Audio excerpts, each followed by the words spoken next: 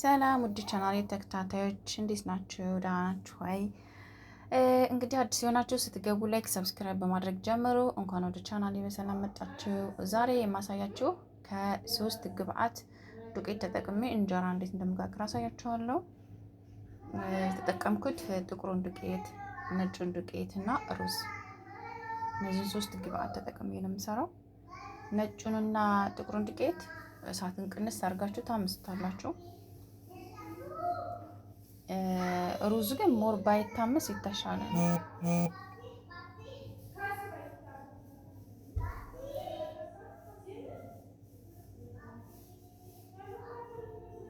ሩዝም አላበዛም። የምጨምረውን ሩዝ ታውታላችሁ፣ ትንሽ ነው የምጨምረው፣ ምክንያቱም እንጀራዬ ድርቅ እንዲልብኝ ስለማልፈልግ ትንሽ ነው የማደርገው። ሩዝ ስትጨምሩበት ልክ እንደ ሀገራችን የአይነት እንጀራ ጣዕም ስለሚኖረው ሩዝ በጣም አስፈላጊ ነው። ሁለቱን ዱቄት ብቻ ተጠቅማችሁ ብትጋግሩት ከወጥ ጋር አይሄድም። ስለዚህ የግድ ሩዝ አስፈላጊ ነው። ሩዝ ግን መብዛት የለበትም። ስትጨምሩ በትንሽ ነው የምትጨምሩት። የምታበዙ ከሆነ ግን ጋል ባለ ውሃ ማብካት ይጠበቅባችኋል። ሩዝ የምታበዙ ከሆነ ማለት ነው። እና እኔ ይሄ ያመስኩት ሁለቱን ዱቄት ተጠቅሜ ነው። ሁለቶቹን ዱቄት እሳትን ቅንስ አድርጌ በደንብ አምሰዋለሁ። ስራ እየሰራሁ ጎን ለጎን አምሰዋለሁ ማለት ነው። ትንሽ ዱቄቱ ሲበርድልኝ ቀይ ላይ አድርጌ የተወሰነ ሩዝ ጨምሬ ጨው ጨምራለሁ፣ አቀላቅለዋለሁ ማለት ነው። ጨው ግድ ነው። ጨው እንደ ሀገራችን አይሆንም መቼስ። በእጃችሁ ማሸት ትችላላችሁ እናንተ። እኔ ግን ሰነፍ ስለሆንኩ በኬክ መፍጫ ነው የምፈጨው ሊጤን ማለት ነው። ሞር ሰበህቱ ያምራል፣ እንጀራውም አይኑ ያምራል። በእጃችሁ ማሸት ከቻላችሁ እሱ ኦኬ። ግን እኔ የማደርገው በኬክ መፍጫ ነው የምፈጨው ማለት ነው።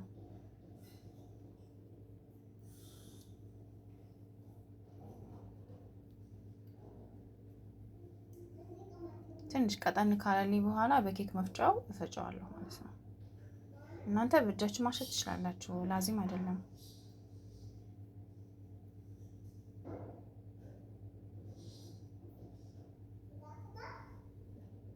በዚህ ምትት ሳረገው ቶሎ ኩፍ ይልልኛል፣ ብዙም አይቆይም። ካሜራ አላበዛም፣ ትንሽ ነው የምጨምረው ካሜራ። ግን 3 ሰዓትም 2 ሰዓትም መጋገርበት ጊዜያቶች ይኖራሉ። በ2 ሰዓትም ይደርሳል። 3 ሰዓትም ሞር ብታደርጉት የተሻለ ነው፣ ካሜራ ሳታበዙ ማለት ነው። ወይም ደግሞ እርሾ ሳታበዙ።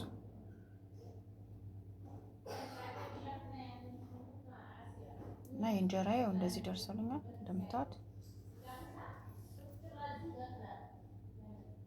መጋገራችሁ ደግሞ ይወስነዋል። ላይክ ይሄን የምታዩት እንጀራ ዳቦ መጋገርበት በዚህ ነው የምጋግረው። ይሄ ክቡ ስንያ ማለት ነው፣ በዚህ ነው የምጋግረው እና ቆንጆ ነው ለእንጀራ። ይሄኛው የምጋግሩበት መጋገሪያ በጣም ወሳኝ ነው ለእንጀራችሁ ማለት ነው።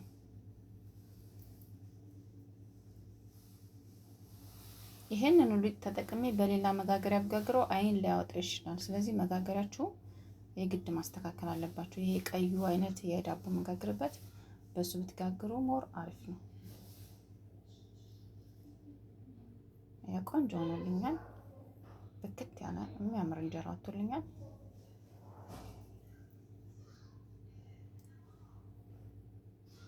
አሁን ደግሞ ሽንኩርቴን ከትፌ ወጥ እሰራለሁ። በትንሹ ለራሴ በትንሹ እሰራለሁ። ሽንኩርቴን አቁላላለሁ ምናምን ነገር ብቻዬን ነኝና ለራሴ ነው የምሰራው። ለራሴ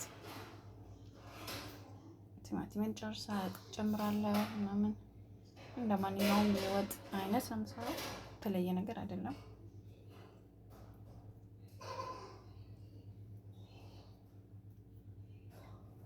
እነዚህን ባህራቶች እጠቀማለሁ ለወጤ። የሀገራችን ቅመማ ቅመም ስለሆኑ ይሄን ጨምራለሁ ማለት ነው። ይሄ የድንብላል ፍሬ፣ ቆንጆ በርበሬ፣ ግርፋ ምናምን ስለሆነ ኦኬ ለወጥ ይሄዳል ብዬ አስባለሁ። በርበሬ አልጨምርም። 3 መላዕክ ብቻ ጨምረው። ስጋዬም ትንሽ ናት።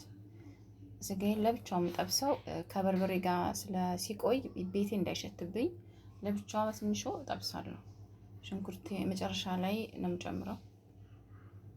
ምክንያቱም ከስጋው ስለማይበስል ከበርበሬ ጋር አብሬ ካሸሁት ቤቱ በርበሬያችን ይሸታል። ታውቃላችሁ ከሀገር ውጭ ያላችሁ።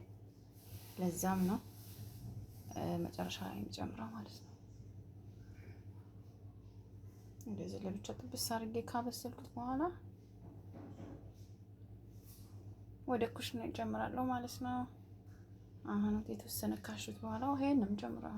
ብዙም አልቆይም እኔ ያው በርበሬያችን ስለሚሸት በዚህ መልኩ ነው። ምግቤን ጨርሻለሁ። እንግዲህ ወደ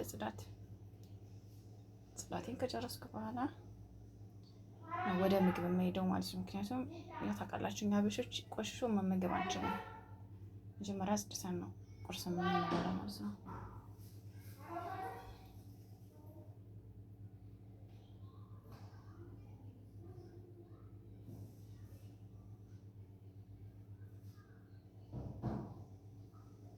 እንደዚህ ፏፍክት ካረኩ በኋላ ምግቤን አቀርባለሁ ማለት ነው። እንደዚህ ጨረስረስ ካረኩ በኋላ ማለት ነው። ያው ምግቦቼ እንደዚህ ቀርበዋል። ቆንጆ እንጀራ ነው ይወጣልኝ። ተመልከቱት። ሰባቱም ቆንጆ ነው። ከጎኑ ቲማቲም ከተፈለፈ ወጤም ተንተክትኮ ውፍር ብሎልኛል። በዚህ መልኩ ቀርቧል። ለአፍያ ቢሸቃሊት እንደዚህ ደርሰው ምግቤ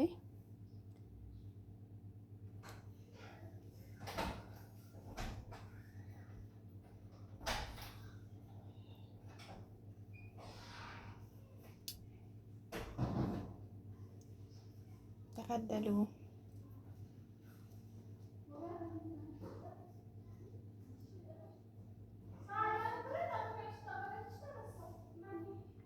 አሁን ደግሞ የሰነፍ ስራ ብስቡሳ እሰራለሁ ለራሴ በትንሿ ማለት ነው።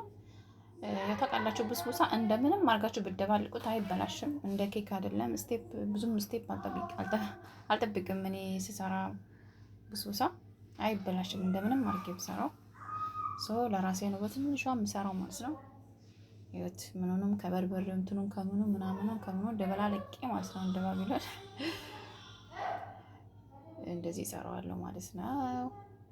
ይኸው ደርሶልኛል። የሀገሬ ድፎ ዳቦ መስሎ ብጥ ብሎ ወጥቶልኛል።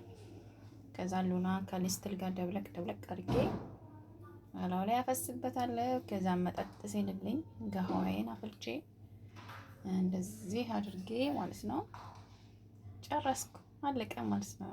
ጋህዋዬ ከብስቡሳ ጋር። ይሄ ለራሴ ነው፣ ለማንም አይደለም።